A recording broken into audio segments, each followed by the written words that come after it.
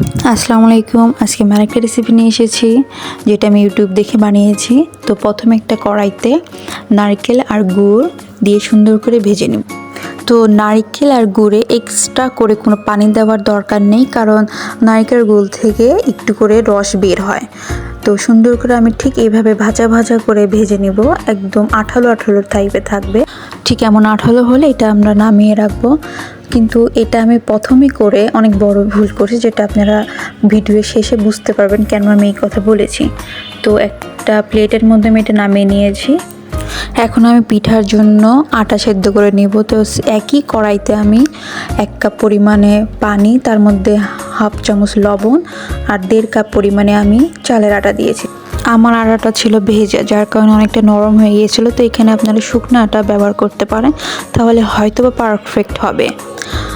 তো তারপর এটা সুন্দর করে আমি সেদ্ধ করে নিয়েছি। আটা নেওয়ার পর আমি ঢেকে দিব 10 মিনিটের জন্য। 10 মিনিট পরে আমি আটাটা বের করে ভালো করে মুথে নিয়েছি। হাতে একটু আপনারা তেল দিয়ে নেবেন, তাহলে ভালো হবে। তো আমার আটাটা অতিরিক্ত নরম হওয়ার কারণে আমি ঠিকভাবে মুথতে পারিনি। তো ঠিক মুথার পরে আমি 2টা ভাগ করে নিয়ে রুটি বেলবো। তো রুটিটা একটু মোটা করে বেলতে হবে, কিন্তু আমি এটা ভুলে একটু পাতলা হয়ে গিয়েছিল।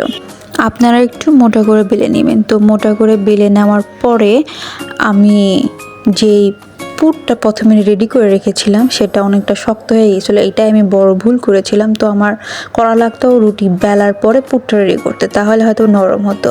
তো আপনারা দেখবেন যে আমি আবার এটা চুলার উপর দিয়েছি, কিন্তু ঠিক এতটাই শক্ত হয়েছে। পরবর্তীতে এটা পুড়ে গিয়েছিল, যেটা আর পরবর্তীতে গলে যায়নি বা সুন্দর মতো আঠালো হয়নি।